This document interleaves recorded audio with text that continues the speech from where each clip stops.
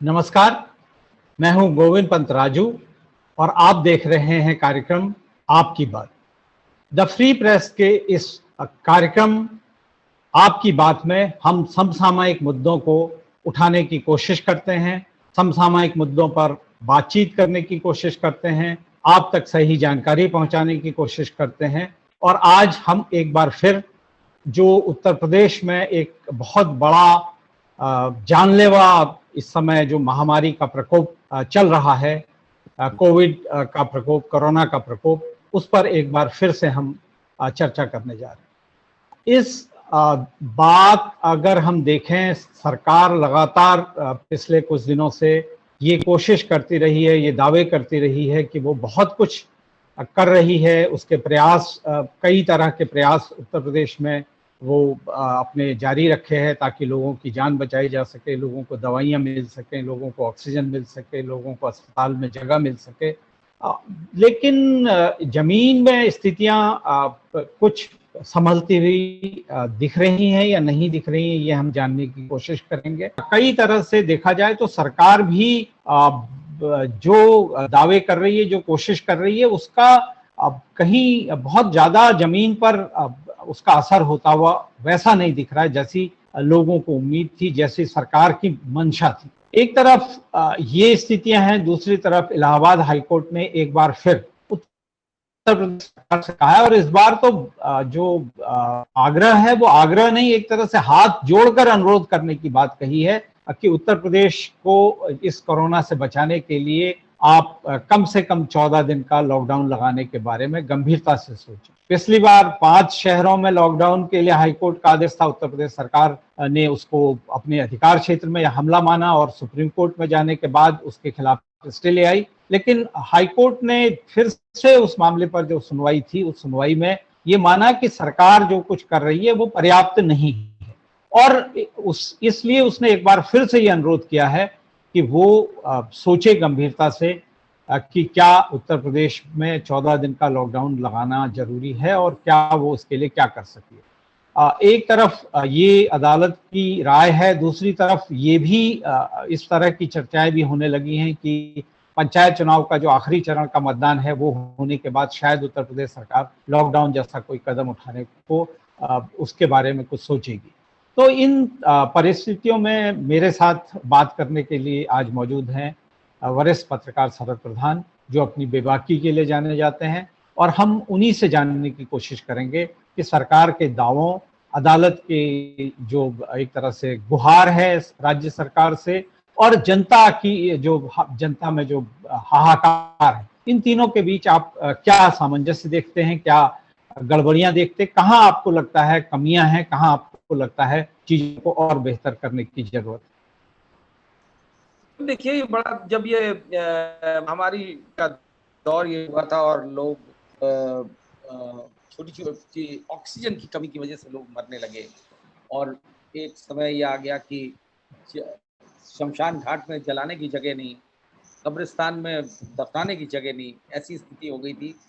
और बड़ी उसमें जाहिर है कि ऐसी चीज़ की आलोचना तो होती है, और ये लगा कि अब शायद ठीक है, वह सरकारें गलतियां कर देती हैं, उम्मीद नहीं करती हैं कि ऐसी स्थिति बिगड़ जाएगी, और फिर होश आता है और सोते से जागते हैं तो एक जोश खरोश के साथ लग जाते हैं काम में, जिससे कि कम से कम जनता को राहत मिले, क्योंकि अल्टीमेट उद्देश्य यही है जो होना भी चाहिए सरकारों का, कि किस तरीके से किसी आपदा से अगर राहत दिलानी है आम आदमी को तो सरकार ही दिला सकती है। ये बड़ी उम्मीद थी कि ये जो है ऐसा ही होगा।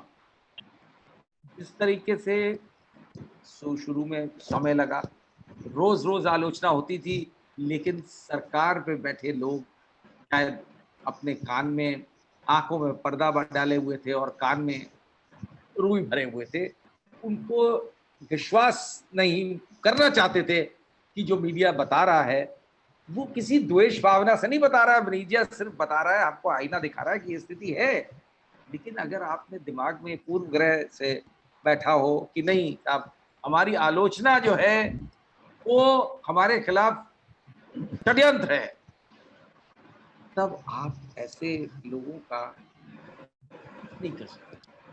दुर्भाग्य है ये कि मानसिकता ये बन गई है कि अगर कोई आलोचना होती है तो वो किसी पूर्वाग्रह से हो रही है और वो सरकार के खिलाफ साजिश है। मुझे समझ नहीं आता कि क्या कब समझ में ये चीज ये कहाँ से दिमाग में जो है निकलेगा ये कीड़ा कि किसी को कोई शौक नहीं है साजिश करने का, षड्यंत्र करने का आपके खिलाफ। आपको सिर्फ आगाह कर रहे हैं और जनता की नीड है। अगर लोग ऑक्सीजन के बगैर मर रहे हैं तो कृपया करके उसे एक्सेप्ट करिए। शायद यही व्यू रहा होगा हाई कोर्ट का जब उसने कहा कि हम हाथ जोड़ करके आपसे कह रहे हैं कि लॉकडाउन लगा दीजिए। ये आपको जगाने की कोशिश कर रहे हैं और यही काम मीडिया कर रहा था और कर रहा है।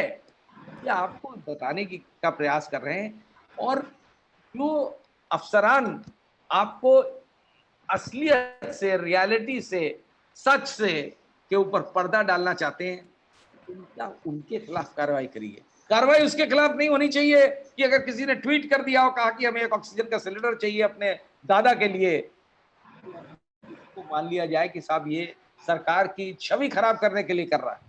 अब बताइए, अमेठी के पुलिस ने ये किया है किसी आदमी के साथ। कल कोई भी, मतलब जो आज हम और आप बात कर रहे हैं, इसमें भी केस बन सकता है कि साहब आपने जो है ये दिखाना, आप नेगेटिव चीज दिखा रहे हैं। अरे भाई, पत्रकारिता का मतलब यही है, नेगेटिव चीज नहीं दिखाना, असलियत दिखाना। वो आपको नेगेटिव लगती है क्योंकि आपका परसेप्शन इस तरीके का है, आपको लगता है कि नहीं सब कुछ बहुत बढ़िया है।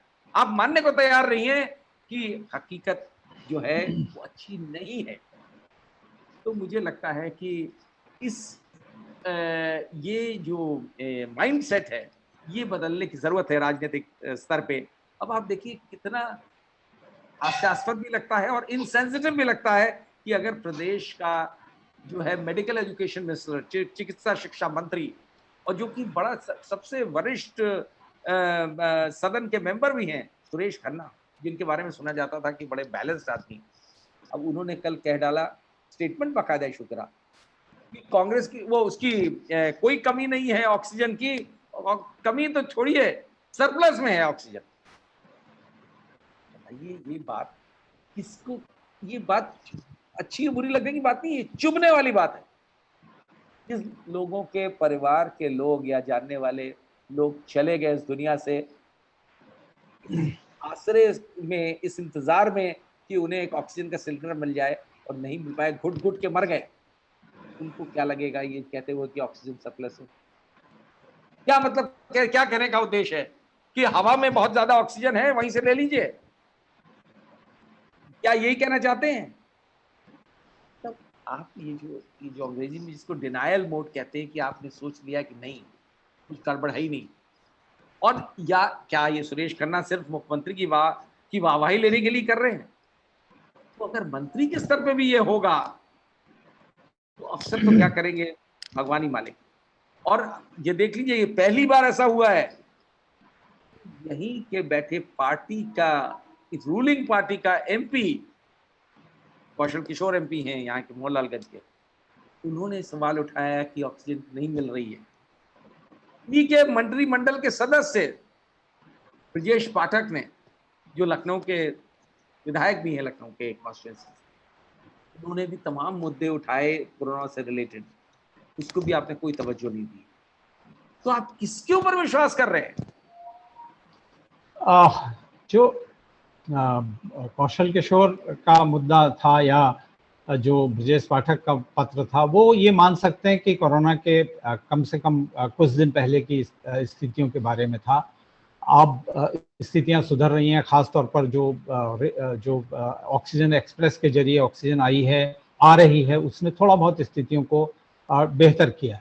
लेकिन जो मंत्री सुरेश खन्ना का बयान है, मुझे लगता है वो तो निंदनीय भी है, हास्यास्पद भी है, और एक तरह से लोगों के जले पर नमक मिर्च छिड़कने जैसी बात है। क्योंकि स्वयं मुख्यमंत्री का जो आज का प्रेस नोट है, उसमें इस बात को एक तरह से नहीं स्वीकार किया गया है कि ऑक्सीजन की कमी खत्म हो गई। उन्होंने खुद कहा है कि हमारे पास हमें केंद्र से हमारा कोटा बढ़ गया है, हमको ज़्यादा सिलेंडर्स, हमको बड़े टैंकर्स मिल रहे हैं, और हम जो पहले अभी कुछ दिन पहले एक निर्णय था उसमें एक संशोधन भी सरकार ने किया है। पहले कहा गया था सारी सीएससी में ऑक्सीजन प्लांट लगेंगे, अब कहा गया है कि उनमें जो ऑक्सीजन जो कंसंट्रेटर हैं वो लगाए जाएंगे, क्योंकि उससे वहां पर काम चल सकता है। ज़्यादा बड़ी व्यवस्था वहां पर करना शायद संभव नहीं होगा। लेकिन कहीं कहीं खुद मुख्यमंत्री का आज का जो बयान है उसमें ये स्वीकार किया गया है कि कमी है, उस कमी को हम बेहतर तरीके से ठीक करने की कोशिश कर रहे हैं, बेहतर प्रबंध करने की कोशिश कर रहे हैं। ऑक्सीजन मॉनिटरिंग का जो पूरा सिस्टम है उसको बेहतर करने की कोशिश कर रहे हैं। आगरा के लिए भी ऑक्सीजन टैंकर एक बड़ा भेजा गया है। इस तरह की जो चीज़ें हैं, और राज्य के बड़े जो स्थान है, बड़े शहर हैं जहाँ ज़्यादा समस्या है, वहाँ के लिए ऑक्सीजन की इंतजाम किया जा रहा है। यानी कि सरकार भी मान रही है कि अभी ऐसी स्थिति नहीं है कि जिस तरह की बात मंत्री सुरेश खन्ना कर रहे हैं। तो ये तो निश्चित तौर पर बहुत खेदजनक बात है। लेकिन ये मुझे लगता है उत्तर प्रदेश में कोरोना की जो ये लहर है, इस लहर को लेकर पहले जिस तरह से हम ये मानते हैं कि राज्य की जनता भी काफ़ी हद तक जिम्मेदार है, लोगों ने ये मान लिया था कि अब प्रदेश में कोरोना आगे नहीं आने वाला है। और आज जिनका देहांत हुआ है, बीजेपी के एक एमएलए, जो तीसरे एमएलए हैं इसी दौर में कोरोना से देहांत जिनका हुआ है, जो बरेली के नवाबगंज के एमएलए हैं, बहुत दुर्भाग्यपूर्ण है, हमें दुख है उनकी मृत्यु का। लेकिन अभी विधानसभा का जो सत्र कुछ दिन पहले उत्तर प्रदेश की राजधानी लखनऊ में हुआ था, उसमें जब वो विधानसभा के अंदर उन्होंने प्रवेश किया तो एक पत्रकार ने उनसे पूछा कि, टेलीविजन के पत्रकार ने पूछा, वो क्लिपिंग उपलब्ध भी है, उनसे पूछा कि आपने मास्क क्यों नहीं लगाया है, आप विधानसभा के अंदर आ रहे हैं लेकिन आपने मास्क नहीं लगाया है, हमें खेद है, आज उनका देहांत हो गया है कोरोना की वजह से। लेकिन उस वक्त उनका जवाब था, कहाँ है कोरोना, कोरोना तो खत्म हो गया, कोई कोरोना वरोना नहीं। तो मुझे लगता है कि एक जिम्मेदार जनप्रतिनिधि अगर इस तरह का व्यवहार कर रहा है तो शायद बीजेपी के तमाम नेताओं और जो सुरेश खन्ना जिस कल्पना लोक में जी रहे हैं, शायद वो सब लोग इसी दृष्टिकोण से चीजों को देख रहे हैं। लेकिन एक दूसरा पहलू भी है इस पूरी समस्या का। वो पहलू है जो इस बीमारी से निपटने के लिए सबसे ज्यादा काम करने वाले लोग हैं, जो बिल्कुल एक तरह से मोर्चे पर खड़े लोग हैं, वो हैं डॉक्टर्स। और हमने पहले भी देखा कि बड़े पैमाने पे डॉक्टर्स को इस कोरोना के दूसरे दौर में दो इंजेक्शन लगने के बावजूद, उनको वैक्सीन की दो डोज लगने के बावजूद उनको कोरोना ने घेरा, बहुत उन लोगों को परेशानियों का सामना करना पड़ा। और आज भी स्थिति ये है कि अनेक स्थानों पर ऐसी खबरें मिल रही हैं कि जो जिला प्रशासन है वो उनके साथ जिस तरह का व्यवहार कर रहा है वो काफ़ी तानाशाही का व्यवहार है। उनकी जो स्थिति है उसको समझे बिना इस तरह का काम है। डॉक्टरों की एक आम शिकायत है कि ऑक्सीजन को पूरी तरह से सिर्फ जो कोरोना के लिए है उसी के लिए आरक्षित कर दिया गया है। बहुत गंभीर बीमार जो लोग हैं उनको ऑक्सीजन नहीं मिल पा रही है, उनके लिए ऑक्सीजन की जरूरत है।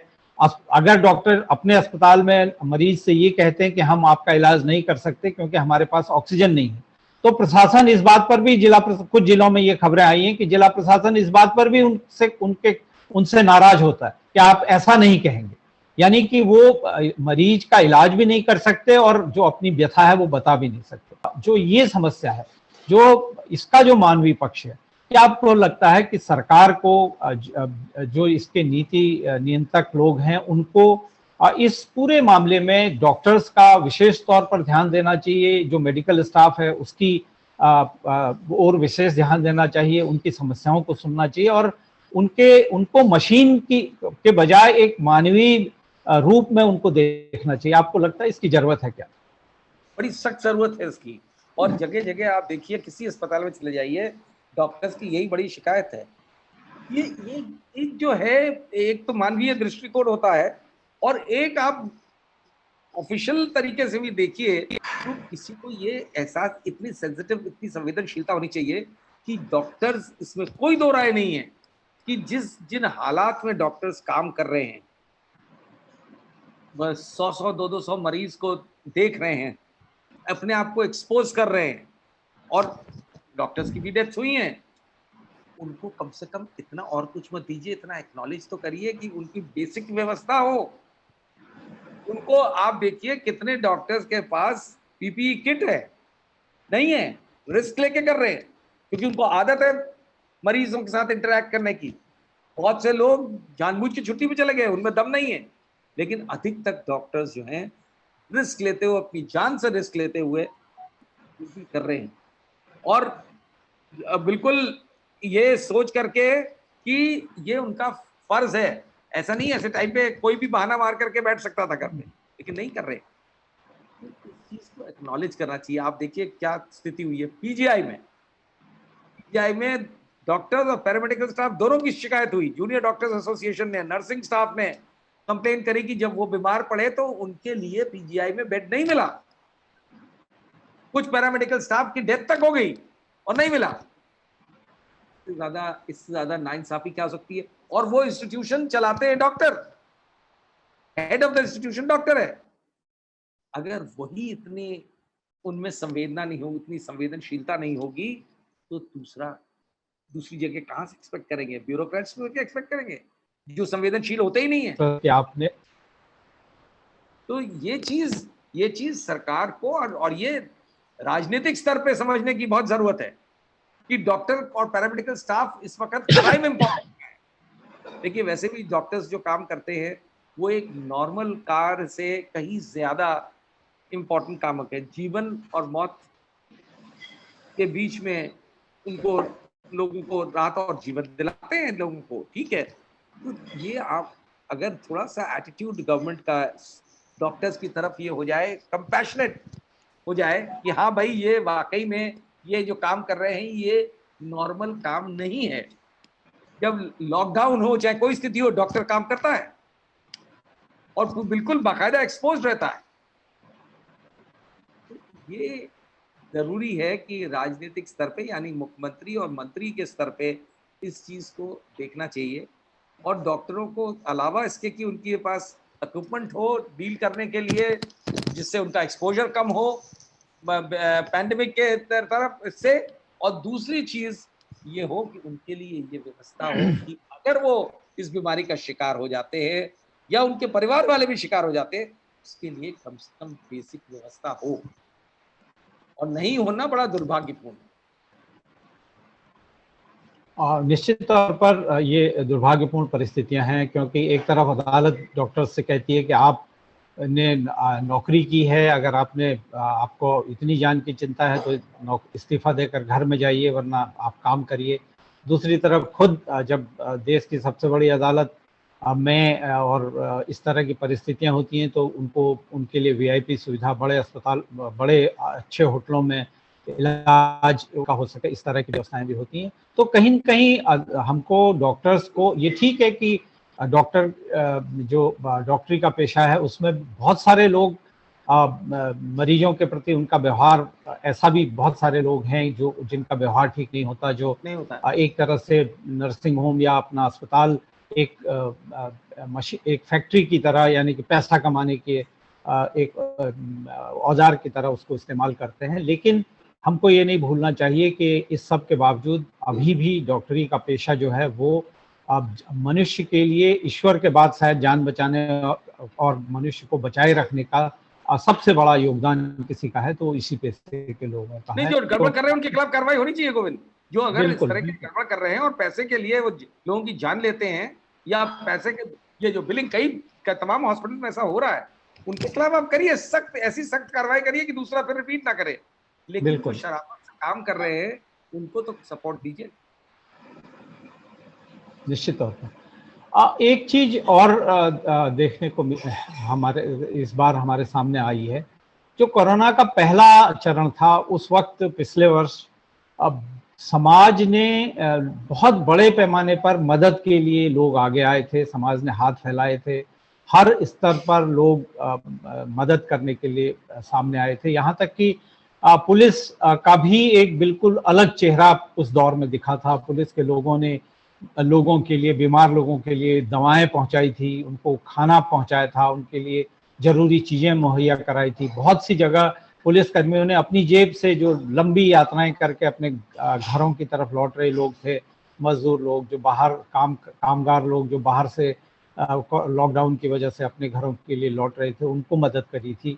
और भी समाज में तमाम तरह के संगठन थे, कम्युनिटी जो कैंटीन्स चलाई जा रही थी। लेकिन इस बार ऐसी स्थितियां उतनी ज्यादा नहीं दिखाई दी। हालांकि अभी भी मदद करने वाले लोग हैं। शुरू में लोगों ने ऑक्सीजन की मदद करने की कोशिश की थी, कुछ लोग अभी भी कर रहे हैं, लेकिन अब जो सरकारी नियम व्यवस्थाएं हैं वो इतनी कठिन हो गई हैं कि जो उस सिस्टम से बाहर कोई मदद ऑक्सीजन की करना भी चाहे तो वो कर नहीं सकता। लेकिन फिर भी लोग मदद के लिए आ रहे हैं, ऐसा नहीं है कि नहीं आ रहे हैं। बहुत सारे लोग ऐसे हैं जिन्होंने अब इस मुश्किल दौर में कोरोना पीड़ित, क्योंकि अब इस बार एक नई चीज ये हुई है कि पूरा परिवार एक साथ कोरोना की चपेट में आया है। तो ऐसी स्थिति में अगर लोग अपने घर में भी हैं, होम आइसोलेशन में है, तब भी उनके पास खाने के लिए इंतजाम नहीं है, खाना बनाने का इंतजाम नहीं है, क्योंकि हर आदमी घर का पीड़ित है। तो ऐसे लोगों के लिए भी कुछ टिफिन सर्विसेज, एक यहाँ स्कूल के पुराने छात्रों का एक संगठन है महानगर भविष्य का, उन्होंने और बहुत सारे लोगों ने इस तरह के काम किए हैं। आपको लगता है कि जो ये कम्युनिटी सपोर्ट है, जो समाज की तरफ से इस बीमारी के खिलाफ, इस बीमारी से लोगों को बचाने के लिए, लोगों की मदद करने के लिए, लोगों को राहत पहुंचाने के लिए जिस तरह की सेवा की जरूरत है, इस बार वो वैसी नहीं हो पाई है? और अगर नहीं हो पाई है तो इसकी वजह आपको क्या दिखती है? मुझे लगता है कि एक तो लोगों में जो पहले दौर में, कोविड के पहले दौर में जिस तरीके का जज्बा दिखा था, तब ये एक नई बीमारी थी, लोगों को अंदाजा नहीं था और एक बड़े जोश के साथ लोग सब उसमें जुट गए थे। इसमें सरकारें भी बड़े जोरों से लगी थी और पब्लिक कम्युनिटी का तरफ से बहुत अच्छी तरीके से पार्टिसिपेशन हुआ। थोड़ी समय के साथ लोगों में जो ढील आई, मुझे लगता है उस जज्बे में भी कमी आ गई। लोगों में वो रह नहीं गया और समझे कि अरे अब तो वैसे ही है, निपट जाएगा। एक और स्थिति जो भयानक हुई वो एकदम से हुई है।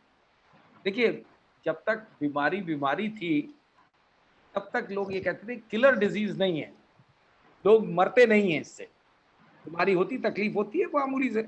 लेकिन तब से इस बार सेकंड फेज में जिस तरीके से लोगों की, जिस तरह से मृत्युएं होने लगी हैं, जिस तरीके से शव पे शव बिछड़े हुए हैं, जलाने की जगह नहीं है, दफनाने की जगह नहीं है, से मुझे लगता है लोगों में एक किस्म का शॉक जो भर गया है। आप देखिए सड़क पे निकल करके तो लोग सड़क पे बाहर निकल नहीं रहे हैं। ठीक, अच्छी बात है, ये जरूरी है पैंडेमिक को से बचने के लिए कि लोग ना निकले, लेकिन एक जो आप सड़क पे जो मैंने निकल के देखा है, ऐसा लगता है जो फियर ऑफ डेथ है, जो ऐसा लगता है लोगों के दिमाग में खौफ, जो मौत का खौफ, वो बैठ गया है। इस वजह से भी शायद बहुत सी ऑर्गेनाइजेशन सामने नहीं आ रही है। और एक दुर्भाग्यवश ऐसा भी है कि हमारे यहाँ पर्टिकुलरली यूपी में इस तरीके का इस तरह के संगठनों की बहुत कमी है जो लार्ज स्केल में आकर के कम्युनिटी की तरफ से मदद करें। जैसे सिखों में गुरुद्वारों का जो बड़ा रोल होता है, एक उनमें सेवा भाव अंदर से होती है।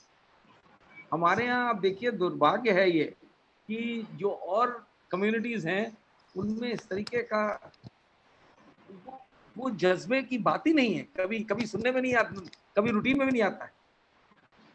ये भी बहुत बड़ा फर्क है। तो रिस्क लेना तो और भी मुश्किल काम है। सिखों का आज भी आप देखिए दिल्ली और आसपास जिस तरीके से उन्होंने ऑक्सीजन के लंगर लगा दिए कि फ्री में ऑक्सीजन बांटेंगे। खाने की व्यवस्था आज भी जो दिल्ली में गुरुद्वारे हैं, 50-50 हजार लोगों का रोज की व्यवस्था होती खाने की। लखनऊ जैसे शहर में एक किसी लड़की का हमने मैसेज देखा था, सबको डिफरेंट ग्रुप्स में डाला गया, कोई यंग लड़की है, एक मोहल्ले में, उसने कहा कि कोई किसी को ज़रूरत हो तो बुजुर्ग लोग हैं, कोविड है, हम उनको खाना पहुंचा देंगे। बट इंडिविजुअल लेवल पे आपको मिलेंगे। अभी तक मैंने नहीं देखा कि कोई इस दौर में कोई बड़ा संगठन इस सामने आया हो कि हम लोगों की मदद करेंगे। आज एक बड़ी दिलचस्प बात ये जरूर हुई है गोविंद, कि ऐसा संगठन का प्रेस नोट आया है, काम क्या कर रहे हैं वो भगवान जाने, वो है विश्व हिंदू परिषद, जिनका नाम सिर्फ राम मंदिर और अयोध्या के साथ जुड़ता था। आज उनका एक प्रेस रिलीज आया है कि वो बड़ी सेवा में वो लगे हुए हैं, कहाँ लगे ये नहीं पता है, ये सडन क्लेम हुआ है। तो मुझे लगता है कहीं से ये इनको प्रेरणा मिली हुए होगी कि चलिए हम ये भी कर दें, क्योंकि करने को ये बहुत दिन पहले इनको जागना चाहिए था। अगर वाकई में कुछ कर रहे हैं, समय बताएगा कि एक्चुअली कुछ कर रहे हैं कि नहीं, क्योंकि अफसोस होता है कि आप मंदिर के नाम पे आप पैसा भी कलेक्ट करते हैं, लोग आपको दिल खोल के देते भी हैं और आप मंदिर के लिए जी जान लगते हैं, लेकिन जब इस तरीके की समस्याएं आए, एक आपदा आ जाए, तो वहां पे भी तो आपको कुछ अंदर से कुछ आपका जागना चाहिए, ज़मीर जागना चाहिए लोगों की मदद करने के लिए। ये जो है तब, और ये तभी पॉसिबल है, इसके लिए आप किसी को धकेल नहीं सकते हैं।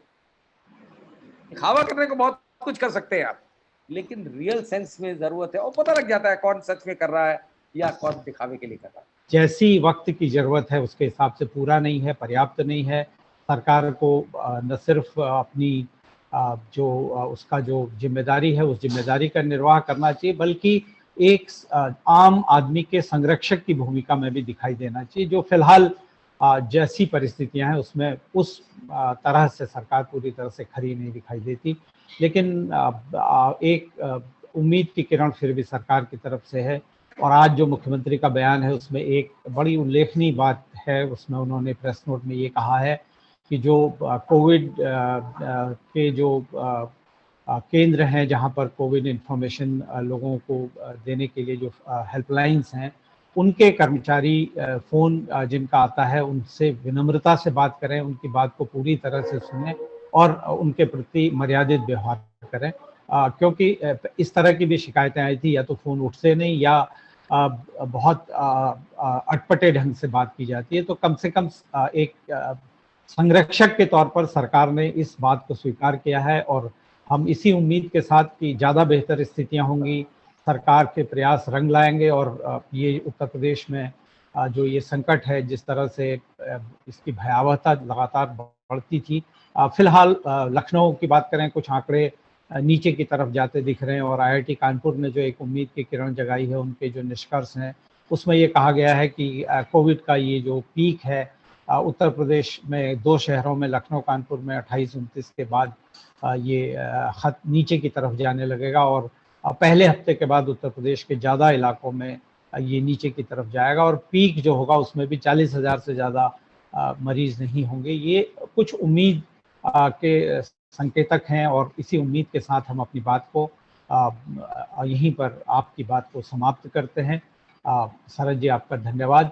अपने दर्शकों से मैं एक बार फिर अनुरोध करता हूं कि आप हमारे इस कार्यक्रम को लाइक करें, सब्सक्राइब करें और अपने जो बहुमूल्य विचार हैं उनसे हमको अवगत कराएं, ताकि हम ज़्यादा बेहतर तरीके से आपकी बात को इस मंच पे उठा सकें, रख सकें। धन्यवाद, नमस्कार। धन्यवाद।